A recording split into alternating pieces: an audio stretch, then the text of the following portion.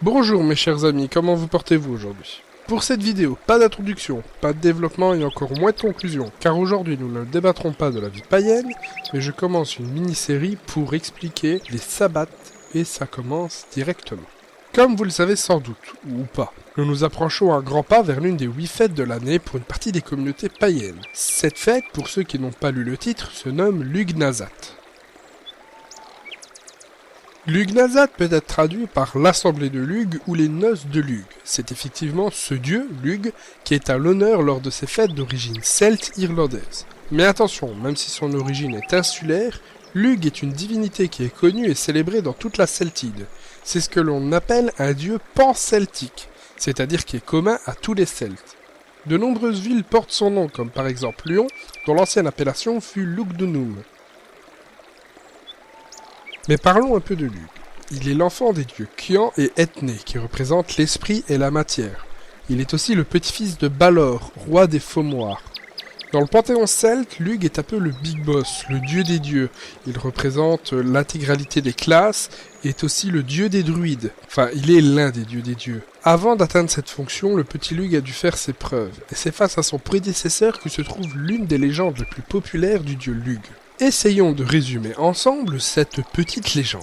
Lugh arrive dans une ville dirigée par le dieu Nuada. Il toque à la porte du château et le garde lui demande ce qu'il a à proposer pour pouvoir entrer dans la ville. Lugh explique qu'il est charpentier. Mais le garde lui répond qu'ils ont déjà un charpentier. Le dieu dit alors qu'il est forgeron. Mais comme il y a un charpentier, il y a aussi un forgeron. Ce jeu d'échange continue sur divers métiers aussi variés que magicien, guerrier ou artiste. À la fin, Lugh confirme qu'ils ont déjà un représentant de chacun de ces corps de métier, mais qu'ils n'en ont pas un seul qui fait tout ça à la fois. Alors là, le garde, il est sur le cul. Il ne sait vraiment pas quoi répondre, il lâche un petit et devant tant de puissance, il laisse rentrer Lugh dans le château. Lugh montre ici qu'il est compétent dans les 3 classes de l'époque, c'est-à-dire la classe sacerdotale, qui est liée à tout ce qui est sacré, martiale, les guerriers, les rois, et artisanale, l'intégralité des corps de métier qui ne font pas partie des 2 premières classes. Lugh rencontre alors le roi Nuada, et il le défie aux échecs. Le jeu d'échecs représente ici la valeur stratégique, la prise de décision et le leadership que peut avoir un roi. Lugh bat Nuada lors de cette partie, et ce dernier donne le pouvoir à Lugh, reconnaissant en lui un très bon roi. Lugh devient à ce moment-là le dieu des dieux. Mais tout n'est pas rose au pays des dieux. Non, la race des dieux que l'on nomme les Tuatha des Danann, ou le peuple de Dana, sont en guerre contre les Faumoirs. Lors de cette guerre, les dieux combattent Balor, qui, si vous vous en rappelez, est le grand-père de Lugh. Balor, qui est une espèce de géant cyclope, dont l'un des pouvoirs est de tirer avec son unique œil qui ne peut être ouvert que par d'autres Faumoirs tellement les paupières sont lourdes, souhaite s'entretenir avec son petit-fils. Lugh, en fin stratège, arrive à séduire Balor au point que celui-ci veut le voir. Les Faumoirs soulèvent alors les 7 paupières de Balor et Lugh lui crève l'œil et le tue. Bien entendu, il s'agit ici qu'un résumé de l'une des légendes de Lugh. Si lire n'est pas un problème pour vous et que vous voulez en apprendre plus, rentrer plus dans le détail, je ne peux que vous conseiller l'excellent Les plus belles légendes des Celtes des éditions Nathan, qui condense, aussi bien pour les débutants, les jeunes et les amoureux des légendes celtes, une grande partie des mythes antiques de la Celtide. Bon allez, arrêtons un peu de parler de Lugh et revenons à la cérémonie. Lughnasadh est traditionnellement fêté le 1er août par les Wiccans. Je dis bien traditionnellement, même sans en être sûr, car une source contredit ça, et place cette fête plutôt le 5 août. C'est ce qui fait que cette vidéo sort maintenant, car après, c'est trop tard. Et pour la majorité des gens, c'est la date Wiccan qui compte. Alors que la date druidique, elle, place cette fête quelques jours plus tard. Comme je le disais dans une précédente vidéo, les druides calculent les dates des cérémonies suivant les astres. Et avec vous, en avant-première, je vais partager la manière de calculer les énergies propices à la fête de Lughnasadh. Il y a certains points un peu techniques, donc si vous avez du mal, n'hésitez pas à me contacter pour en savoir plus. Je suis tout à fait ouvert à vous répondre. Équipez-vous d'un calendrier lunaire. On peut en trouver un peu partout sur le net, et pour ma part, je possède un calendrier lunaire tout à fait satisfaisant en livre. En premier point, il faut trouver à partir de quand le soleil se trouve sur la constellation du Lion. Lughnasadh se fête toujours sous la constellation du Lion. Pour 2016, nous pourrons voir que le soleil sera sous la constellation du Lion du 22 juillet à 11h30 jusqu'au 22 août à 18h40. Dans cette période, nous devons trouver la pleine lune. À nouveau pour 2016, nous avons une pleine lune le 18 août à 11h28. Pour toutes les fêtes, nous devons éviter les périgées et les apogées de la lune, c'est-à-dire le moment où la lune est le plus proche de la Terre et quand elle est le plus éloignée. Pour cette période, nous avons un périgée le 3 août, donc assez loin pour ne pas en tenir compte. En dernier point, nous allons éviter les nœuds lunaires, c'est-à-dire le moment où l'axe de la Lune et l'axe de la Terre se croisent. Ici, nous en avons un le 19 août, donc proche, mais qui ne va pas nous déranger. Nous pouvons donc clairement fêter pour 2016 l'Ugnazat le 18 août en évitant de faire les rituels le lendemain. Maintenant que nous avons la date, qu'est-ce que l'on fait à l'Ugnazat? Eh oui, ma bonne dame, qu'est-ce que l'on fait à l'Ugnazat? Mais je ne sais pas, mon cher monsieur. Bah écoute donc cette vidéo. L'Ugnazat est la fête des récoltes, de l'abondance et du partage.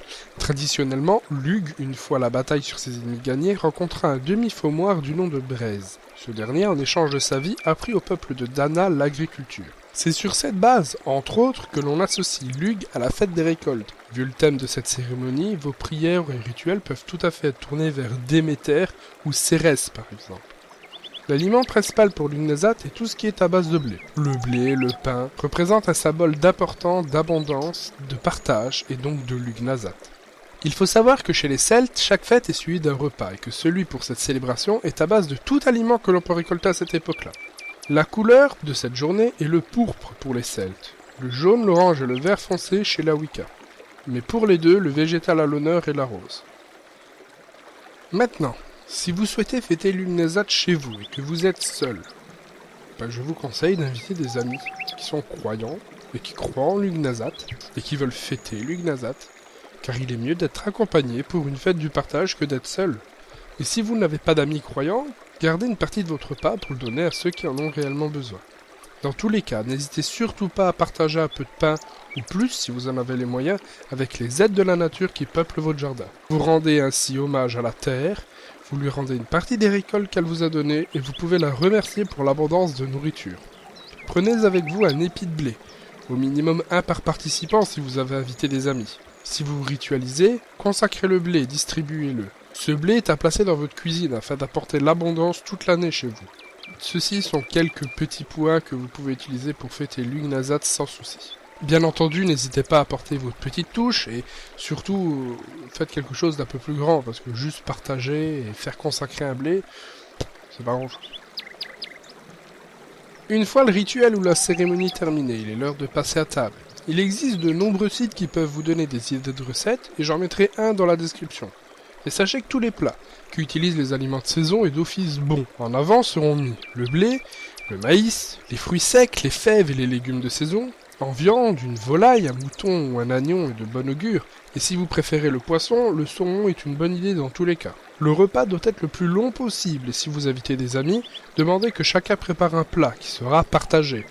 Pas pour faire radin, mais bien pour mettre le partage au cœur de ce rassemblement. Une fois le repas terminé, n'hésitez pas à partager les restes entre les convives pour que chacun retourne chez soi avec un peu de ce banquet de fête. Et voilà, c'était les grandes lignes pour l'Ugnazat. Aujourd'hui, pas spécialement de débat dans les commentaires, mais si vous voulez partager avec nous un sabbat de l'Ugnazat, vos idées pour cette année ou une expérience par rapport à l'Ugnazat qui a été particulièrement merveilleuse, sachez que c'est le bienvenu. Si la vidéo vous a plu, vous savez ce que vous pouvez faire, vous abonner ou venir voir notre page Facebook. Vous pouvez aussi cliquer pour voir l'une des anciennes vidéos. Dans tous les cas, moi je vous dis à bientôt, passez un merveilleux l'Ugnazat, prenez grandement soin de vous et que les dieux vous gardent.